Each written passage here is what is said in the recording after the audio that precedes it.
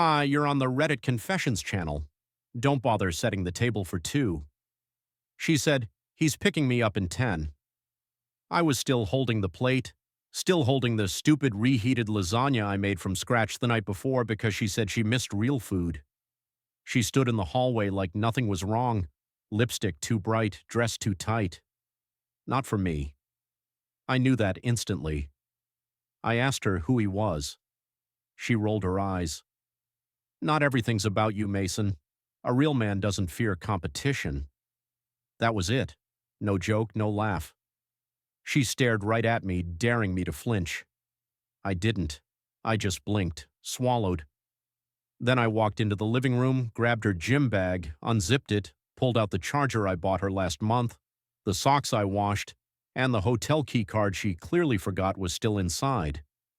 I held it up, didn't say a word, just watched her face go pale. She said nothing, no denial, no fake tears, just turned back to the mirror and fixed her hair. So I said, then go find one. I'm done. She didn't slam the door. That would have required motion. She just left. I stood there, lasagna cooling in my hands, dog whining at my feet, and my chest hollow. Not broken, just numb. 3 days later, she texted me, "You were the real one." But I hadn't been sitting idle. I had already printed the photos, I had already spoken to her sister, and I had already planned exactly what I'd do when she came crawling back. You think this is about heartbreak? No, this is about everything she never saw coming. After she walked out, I didn't chase her, I didn't call, didn't even move for a while. I just stood there with the hotel key card in one hand and her lasagna plate still warm in the other. Baxter, our beagle, sat by the door, tail tapping slowly, waiting for the sound of her return. But I already knew she wasn't coming back. Not that night. Not like she used to. I didn't sleep. I just sat at the edge of the bed, replaying her words over and over. A real man doesn't fear competition. I kept thinking, what did that even mean to her? That I should have fought harder for someone already halfway out the door? That I should have groveled for a woman wearing another man's cologne? The next morning, I found her USB flash drive in the laundry room, the purple one she used for work. At first, I was going to toss it into her drawer, but something stopped me. Maybe it was intuition. Maybe it was self-respect crawling its way back from the grave. I plugged it into my laptop, half expecting boring spreadsheets and tax forms. What I saw instead made my jaw lock. Folder names like Travel Chicago, Client Dinner PH, Jeff birthday pics. I clicked the last one. Inside, videos. Dozens of them. Some were from her phone, some clearly weren't, but none of them had my face. In one, she was laughing, full belly laughing, in the passenger seat of a car I didn't recognize. The camera panned to the driver, a man with a strong jaw, sunglasses, and the same watch she once claimed was a gift from a vendor. I kept watching, numb, as she leaned over and kissed him on the cheek, whispering something that made him smirk. He said, "Don't worry, Mason's too soft to notice." And she laughed again. That same laugh I hadn't heard in months. I closed the laptop. I couldn't breathe for a moment. Not from pain, but from clarity. Everything made sense now. The late nights, the work retreats, the gym bag always zipped tight, even the sudden need for space. I didn't scream, didn't cry. I just opened a new tab, logged into our joint bank account, and took screenshots. Then the shared drive where we kept receipts and scanned documents. I downloaded them all. I started building my own folder, Reality Check, because if I was going to let her walk away, I wanted to make sure she never forgot who she left behind. And then 3 days later came the text. "You were the real one." No apology, no regret, just that one line. She thought that would be enough. She didn't know what I had planned. I didn't reply to her text. I just stared at it while sipping cold coffee. The same cup I'd microwaved twice already. "You were the real one." That was it. No explanation. No, I made a mistake. Just that haunting sentence, like she was writing the eulogy for a relationship she murdered with her own hands. I knew better than to respond while emotions were still tangled up like exposed wires. So instead, I quietly prepared for the next part. I took time off work, not to wallow, but to act. First, I called the bank. She'd forgotten I still had control over most of our joint finances. I removed my direct deposits from our shared account and moved all my savings into a new one under my name only. I didn't drain it entirely. No, that would alert her. I left enough to make her believe nothing had changed. Then I called the landlord. The lease was under both our names, but the next renewal was due in 32 days. I told him we wouldn't be renewing and asked to quietly go month to month until then. He agreed. I paid ahead in full. Then I boxed up everything that was mine. Every book, cable, toothbrush, photo gone from the shelves, removed from the walls.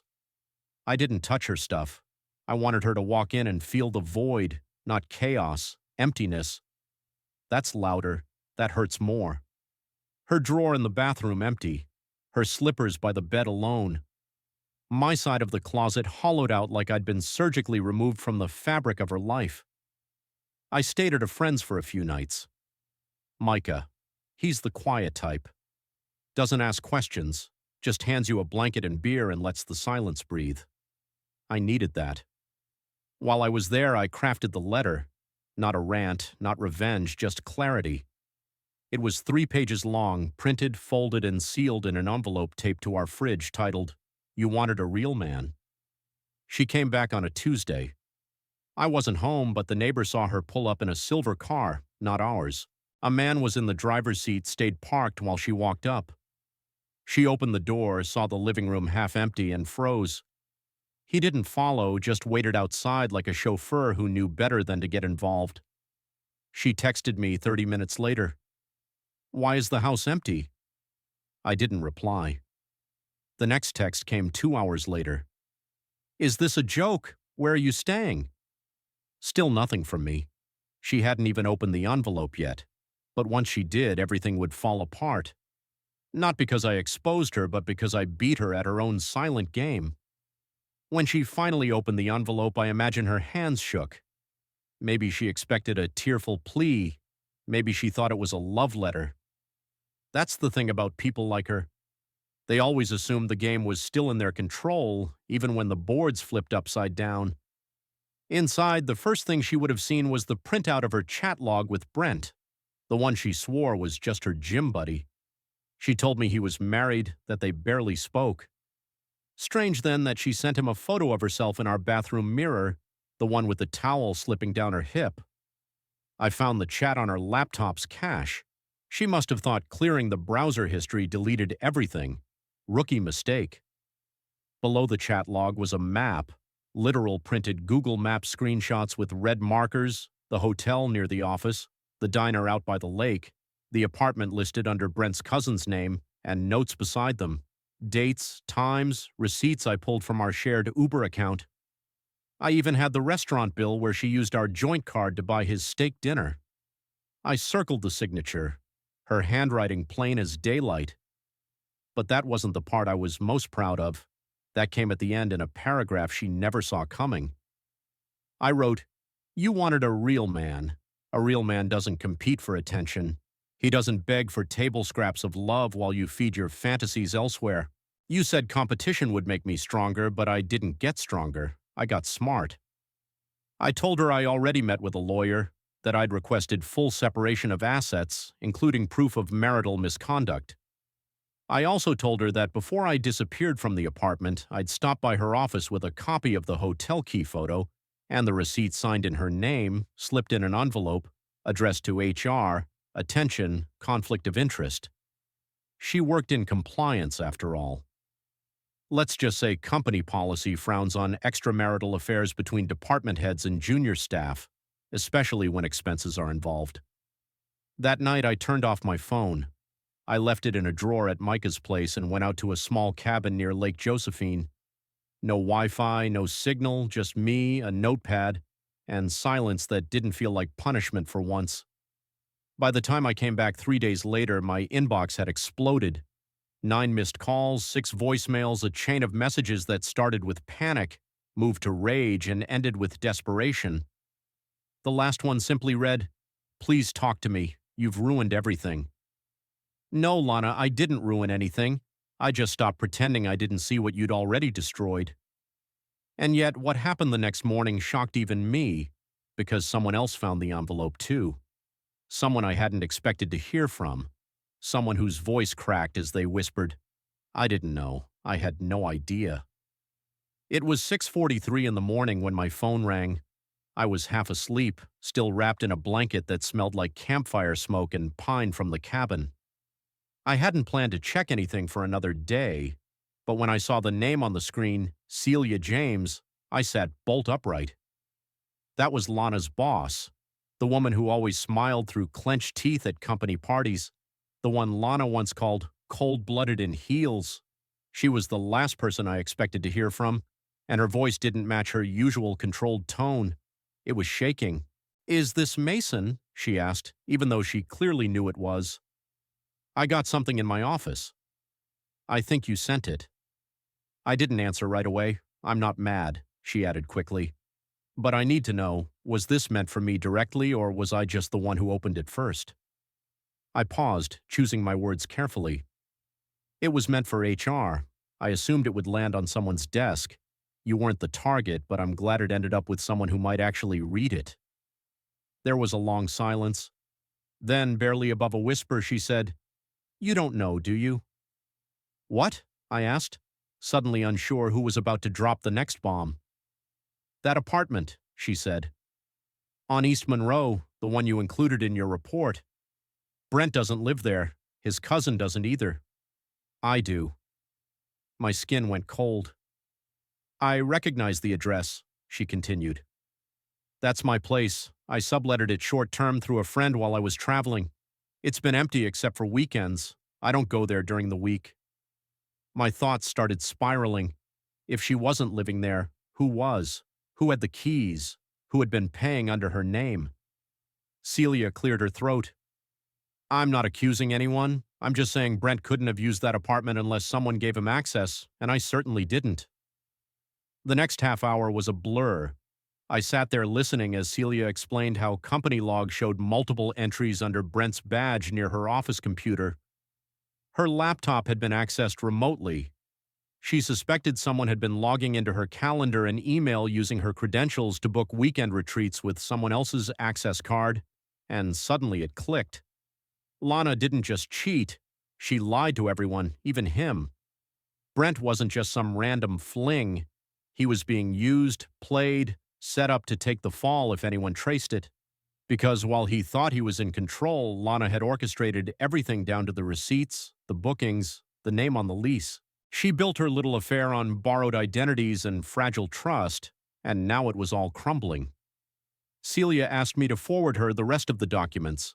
She said she didn't want to jump to conclusions, but promised to escalate it discreetly.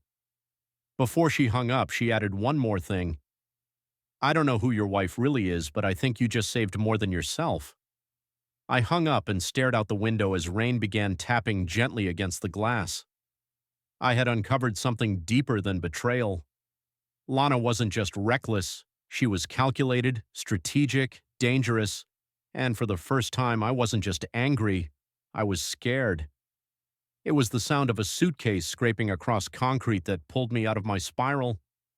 I looked through the front window and saw a woman standing at the edge of my porch, shoulders drenched from the drizzle, gripping the handle of a red carry-on. At first I didn't recognize her. She looked smaller than I remembered, thinner, maybe. Then she turned slightly toward the door and I froze. It was Kara, Lana's childhood friend, the one I hadn't seen in nearly a year. Kara was never the dramatic type. She avoided conflict like it carried a disease, so when she knocked, not lightly but with the kind of firmness that says, "I need you to open this door," I knew something was seriously wrong. I cracked it open. "I'm not here to fight," she said before I could speak. "But I need to tell you something, and I didn't want to do it over text." She stepped inside without waiting for an invitation. Her jacket dripped onto the doormat. She looked around the hollowed-out living room as if searching for signs of Lana, and then let out a soft sigh of relief. "I left her," Kara said. I blinked. "You left Lana?" She laughed once, dry and humorless, No, not like that. I mean, I left her apartment. I've been staying with her for a few weeks. I thought I was helping. She said she just needed space to think, to escape the pressure. She made it sound like you were smothering her, being possessive, watching her every move. I didn't say a word, just listened. She's good at that, isn't she? Kara continued, making herself the victim. I nodded slightly, careful not to influence whatever she was about to unload. I could feel it coming. A confession or a betrayal or maybe both.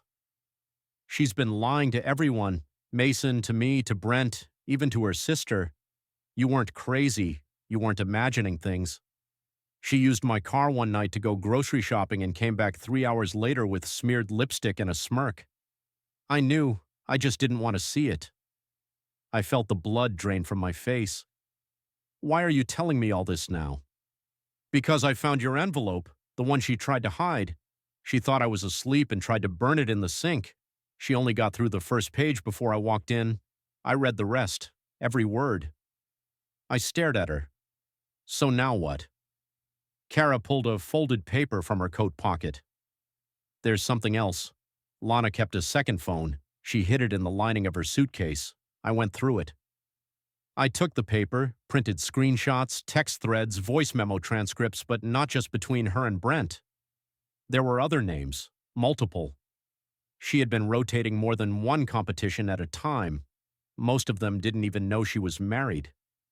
Kara's voice cracked. She's not who I thought she was. I didn't come here to fix things. I came here because I needed to say sorry, and because you need to know someone else knows too. One of the guys, the one named Eli, he figured it out, and he's furious. My heart sank deeper. Furious how? He wants to confront you. He thinks you were playing her too. She told him you were her abusive ex. He doesn't know the truth, but he knows your name and your face. A chill spread through my chest. So this was it. I wasn't just dealing with emotional wreckage now. I was part of a much larger mess, one with strangers who'd been pulled into Lana's chaos like moths to a bonfire. Kara looked at me and whispered, "You're not safe anymore. I don't think she's finished with you." And I believed her. The knock came 2 days later. 3 sharp taps. Not aggressive, not frantic, just certain. I knew it was him before I even got up from the couch. Kara had already left the day before, said she was flying to Arizona to stay with her sister. She warned me Eli would show up eventually. I hope she was wrong.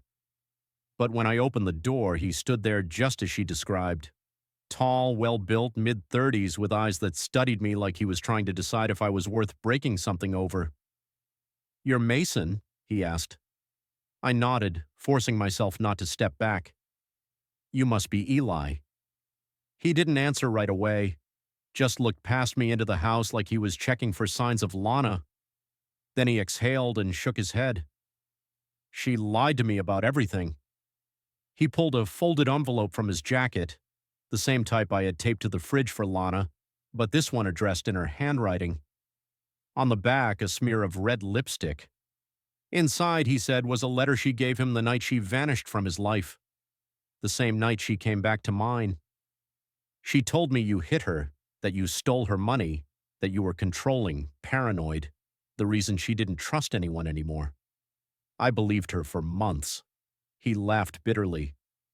I even offered to help her file a restraining order. I felt the heat rise to my face but kept my voice steady. And now? He stared at me, then handed me his phone. "Play the last recording." I tapped the screen. Lana's voice came through low and smug. "I don't care if he gets angry. Mason's a doormat. He always has been. He'll crumble like he always does. And you? You'll be fine. You're not even the only one. Just keep your mouth shut, Eli. You're useful. Don't ruin it." I handed the phone back. My stomach turned. It was one thing to suspect betrayal. It was another to hear it spoken out loud. Calculated, heartless, like she was planning a business deal, not shredding people's lives. "I didn't know," Eli said quietly. "She told me I was the only one. She swore she left you because you were dangerous. She made me believe I was saving her." I looked him in the eye. "You weren't the first. You weren't even the third." He rubbed his face and leaned against the porch railing. There's more. She kept a hidden email account. I hacked it. She's planning to sue you. My jaw clenched. For what? Emotional distress. She's been collecting fake evidence, messages she's edited, photos she staged. She wants to paint you as abusive so she can walk away clean, maybe even walk away with money. I nearly laughed. That's insane. She's the one who walked out. She's the one who cheated. Eli nodded. I know that now, but courts don't care what's true. They care what looks true. We sat in silence for a moment. Then he looked up. I'm not here to fight. I'm here to give you everything I have. Emails, messages, call logs, voice memos. I've already started compiling it. I want her out of my life as badly as you do. For the first time in this mess, I felt something unfamiliar. Not relief, not hope, but clarity. Lana wasn't reckless. She was strategic, but she made one mistake. She underestimated the people she played. I'll take everything you have, I told him, and I'll make sure it never happens to anyone else again. He nodded and walked back to his car. As I closed the door, I looked down at the flash drive he had placed in my palm before leaving. I hadn't even noticed it until now. Inside that drive was the final nail in the coffin, one that would unravel Lana's entire web. I didn't sleep the night Eli gave me the flash drive, not because I was angry. I'd already burned through that phase. It wasn't even sadness anymore. What kept me awake was a strange growing stillness inside me, like my mind was clearing space for the truth to finally settle. I waited until sunrise before I plugged it in. The folders were labeled by month, screenshots, audio recordings, exported text threads. Some of it I had already pieced together myself, but Eli's files filled in the gaps I didn't know existed. There was a document showing she tried to open a line of credit under my name. Another had photos of her sitting in Celia James's apartment, the one Lana claimed never to have access to. And there was one video, shaky, recorded from across a parking lot of her kissing someone who wasn't Brent, wasn't Eli, wasn't even anyone I recognized. A fourth, but I didn't forward any of it to Lana. I sent it to my attorney. Then I blocked her number for the last time. A few days later, her sister Natalie showed up unexpectedly. She was holding a brown envelope and a half-eaten container of lemon cookies, Lana's favorite. She looked embarrassed, like she didn't want to be seen on my doorstep. She told me I'd never understand, Natalie said softly. But I've known her since she was 5. I knew something didn't add up. She's always been good at spinning things, but this time it unraveled too fast. She handed me the envelope. Inside was a letter, Lana's handwriting. Only this one felt different. It wasn't arrogant. It wasn't manipulative. It was quiet. I never feared losing you because I never believed I had you in the first place, it read. You were always kind, patient, present. I thought I needed excitement, drama, fire. But all I did was burn bridges with people who built me homes. No apology, but for once, maybe honesty. I didn't need to respond. I didn't need her to hear forgiveness. What I needed was peace, and this time, I had it. 2 months later, I moved. New apartment, new neighborhood. I even picked up running, something I used to roll my eyes at. But every mile felt like another piece of her fell off me. Lighter, freer. The flash drive locked in a drawer, not because I needed revenge, but because it reminded me how far I'd come. I didn't need to destroy her. I just needed to let her fade. And she did. Sometimes the best revenge isn't noise. It's rebuilding your life so quietly that they don't even hear you leave. If you made it to the end of this story, thank you. I hope it gave you something. Whether it was closure, clarity, or just a good reason to trust your instincts. Tell us in the comments which moment in this story shocked you the most, or which one felt the most real to you. We read everything. Don't forget to subscribe to Reddit Confessions for more true-to-life stories like this. And remember, silence can be the loudest answer.